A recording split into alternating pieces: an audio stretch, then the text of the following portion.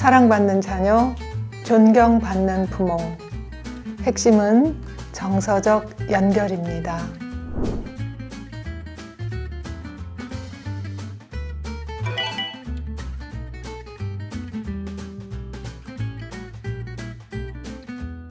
네, 이번에는요, 아이들의 감정에 대한 부모 반응 유형 4가지에 대해서 말씀을 드리겠습니다.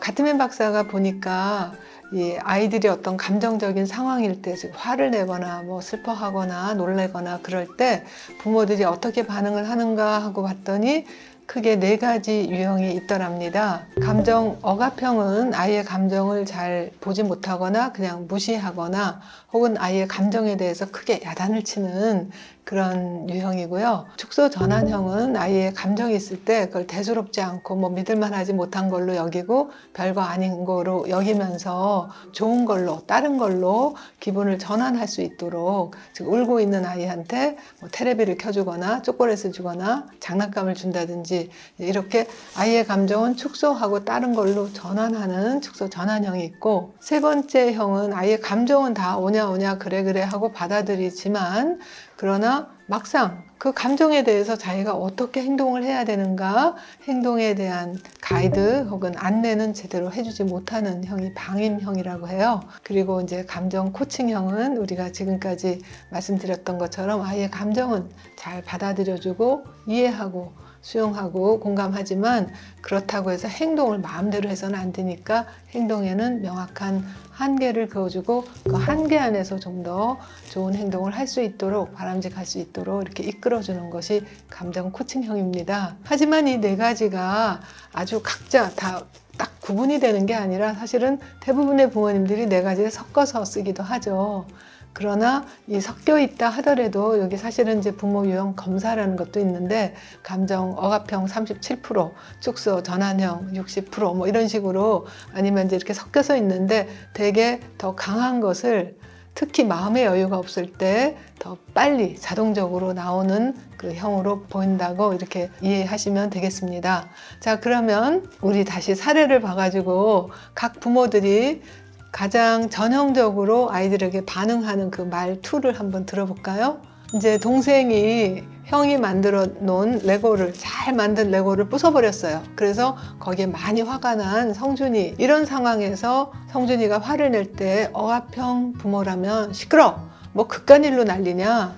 이렇게 아이의 감정을 누르고 야단치고 때로는 맞을래? 뭐 이렇게까지 벌을 주려고 하는 그런 것이 억압형입니다. 하지만 억압형 부모라고 해서 아이를 미워하는 것은 아니에요. 되게 그분들을 인터뷰를 해보면 자기도 이제 부모가 그렇게 했다라는 얘기도 있지만 특히 아이들이 이렇게 뭐 징징 울거나 화를 내거나 하게 되면 아이의 성격이 나빠질까봐, 나쁜 인격이 형성될까봐 그걸 빨리 제재하고 야단을 쳐야 된다라는 생각을 갖고 있는 거죠. 이거는 이제 다음에 제가 알려드릴 어떤 자신의 어떤 초감정이라고 해서 감정에 대한 믿음, 경험, 기억 이런 것들이 작동을 해서 그럴 수도 있습니다. 자, 2번째 축소 전환형이라면 어떻게 말할까요? 보통 이렇게 얘기합니다. 아이 괜찮아. 동생이 부숴버렸다 하더라도 우리 레고 말고 자동차 갖고 놀자. 이런 식으로 딴 걸로 전환하려고 합니다. 그래서 아이의 감정은 축소하고 다른 걸로 전환하는데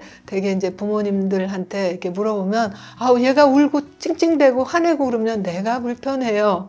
그래서 대개는 부모의 불편한 감정을 빨리 해소하기 위해서 얼른 아이가 더 울지 않고 화내지 않을 다른 걸로 전환하기도 하고 실제로 아이를 달래주려고 하는 방식이기도 하고 사실은 축소 전환형을 가장 많은 부모들이 자주 사용하고 있다고 합니다. 자, 3번째 방임형은요. 아이의 감정에 대해서 우리가 알아준다 그랬죠. 화났구나. 그래 그럼 동생 때려줄까? 아니면 레고 또 사줄게 뭐 이런 식으로 화난 거는 이해해주지만 그렇다고 해서 행동을 뭐 때리거나 뭐 레고를 사거나 이런 행동에 대해서는 적절한 안내나 지도를 해주지 못하게 되는 거죠. 이제 감정 코칭은 어떻게 하는가 우리가 한번 보겠습니다. 자, 그러면 이것을 제가 이렇게 표로 정리를 해봤는데요. 만약에 억압형 부모처럼 시끄러 뭐 그깟일로 난리냐 했을 때 아이들은 분노가 쌓이게 됩니다. 적개심이 생기고 부모나 권위자에 대한 반항감이 생기게 되죠. 더 중요한 것은 뭐냐면 이렇게 감정을 억압시키거나 야단을 맞게 되고 하면은 자기가 나쁜 애다, 자기는 사랑받지 못하는 존재다 하면서 낮은 자존감도 생기지만, 그런 감정적 상황에서 자기가 어떻게 감정을 적절히 느끼고 표현하고 상황에 대처하는지를 모르기 때문에, 그래서 이대로 큰다면 어쩌면 학교 가서 아이들에게 이렇게 폭력을 행사하거나, 혹은 우리 요새 분노 조절 장애라는 말도 많이 듣잖아요. 화가 났거나 이랬을 때 이걸 어떻게 적절하게 조절해야 되는지 못할 수 있게 된다는 거죠. 축소 전환형이라면요, 아이 괜찮아, 별거 아니야, 레고 말고 우리 딴 거 갖고 놀자, 아니면 아이스크림 줄까, 이런 식으로 전환을 해버리면 아이들은 자기가 지금 뭔가 속이 상했는데, 화가 났는데, 뭔가 이게 아닌 것 같은데 괜찮아, 별거 아니야 하니까 내 감정이 틀렸나? 내가 뭐 잘못됐나? 이상한가? 이런 식으로 자기 감정을 믿지 못하게 되고요.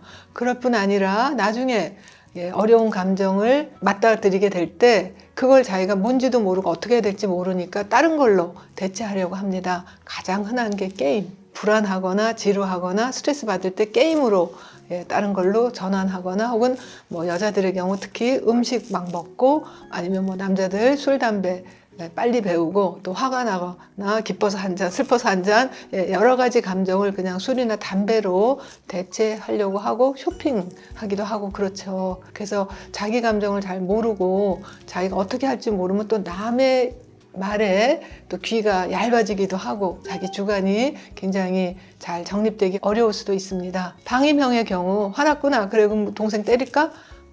레고 사줄게, 이런 식으로 아이들을 감정에 대한 어떤 행동의 결과를 우리가 제대로 알려주지 못하면 아이들은 자기 감정대로 막 기분대로 행동해도 되는 줄 알고 매우 미성숙하게 되고, 커서도 아주 자기 중심적으로 되게 됩니다. 그것도 역시 우리가 바람직한 결과라고 볼 수가 없겠죠. 자, 감정 코칭이라면 어떻게 할까요? 감정 코칭형이라면 화가 났구나, 먼저 감정을 우리가 포창을 해주고, 거기다가 네가 이렇게 열심히 만든 게 망가졌으니까 화가 날 만도 하네, 네가 이런 상황에서는 이런 감정이 느낄 수 있어 라는 어떤 인정 내지는 타당화를 해주게 됩니다. 그렇게 되면 아이는 자기 감정이 이것이 나쁘거나 이상한 게 아니구나를 알지만, 여기서 우리가 한 걸음 더 나가서 아빠도 어릴 때 동생이 내가 만든 자동차 모형 부셔놨을 때 진짜 화났었어, 속상했었어, 이런 식으로 공감을 해준다면 아이는 정말 유대감이 생기게 되고, 또 아빠 혹은 엄마와 한 편이 된다는 느낌이 되겠죠. 그러고 난 다음에 이제 우리가 문제 해결 혹은 행동을 이렇게 안내해 줄 수 있죠. 다음에 이런 일이 안 일어나려면 어떻게 하면 좋을까? 그런 식으로 아이에게 질문을 함으로써 아이가 답을 좀 찾아볼 수 있도록, 또 만약에 그 답이 그렇게 바람직한 게 아니라면 동생 갖다 버려, 만약에 이렇게 얘기한다면 그건 안 되고 하고 한계는 지어주고 난 다음에 다른 방법은 없을까, 이제 이런 식으로 우리가 아이와 함께 좀 더 바람직한 그런 방법들을 찾아가는 거죠. 자, 여기서 중요한 것은 이 과정 속에서 아이는 부모한테 이해받고 위로받고 배려받고 지지 존중받고 또 사랑받는 기분이 들 거예요. 뿐만 아니라 이런 감정적 상황에서 내 감정이 이런 거구나 하고 자기 감정을 알고 그걸 적절히 표현하면서 좀 더 바람직한 행동을 할 수 있게, 좀 더 성숙하게 지혜롭게 클 수 있게 되는 거죠. 그렇다면 정말 이런 방식으로 감정 코칭으로 키운 아이들은 진짜 그렇게 잘 자랄까요? 저한테도 무수한 사례가 있지만, 그러나 가트맨 박사님이 약 30여 년 동안 추적 연구를 해봤다고 합니다.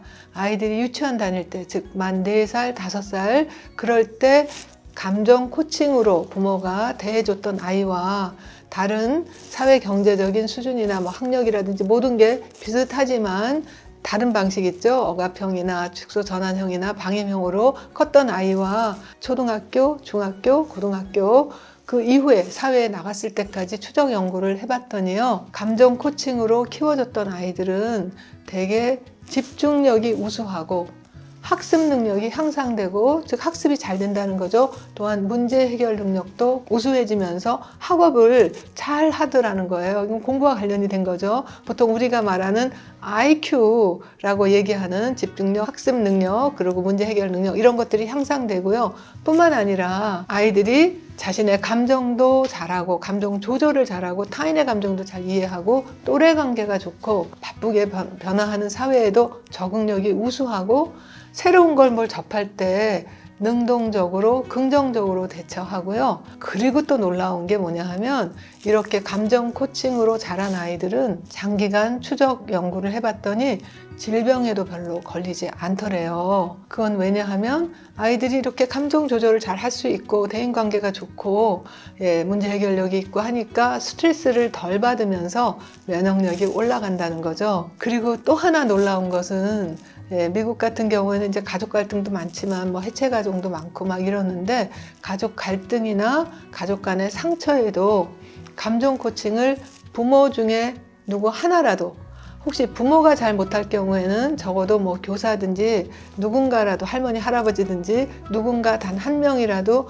아이의 감정을 좀 일관되게, 그리고 긍정적으로 잘 대처해주고 감정 코칭으로 해주게 될 경우에 그런 가족 갈등이나 해체 가정에서 벌어지는 여러 가지 인지, 사회, 정서 문제들을 별로 보이지 않더라 하는 연구 결과도 있습니다. 그래서 우리가 위에 세 가지가 IQ와 관련됐다면, 밑에 부분들은 EQ에 관련이 된 거고, 이 둘은 사실은 아주 밀접한 연관이 있거든요. 이 두 가지가 다 좋아지면서 아이들이 최적화되고 가장 좋은 결과로 잘 크게 된다는 그런 연구 결과가 있습니다. 지금부터 조금씩 연습을 해보시고요. 그러면 아이들이 커나가는 거에 있어서 점점 더 마음도 든든하고, 또 기쁘고 자부심, 보람도 느끼시면서 이제 점점 아이들 뒤에서 이렇게 지켜봐 보더라도 서로가 믿을 수가 있게 되는 거죠. 아이도 부모를 믿고, 부모도 아이를 믿을 수 있고, 일일이 간섭하고 지시하고 훈계하지 않아도 되니까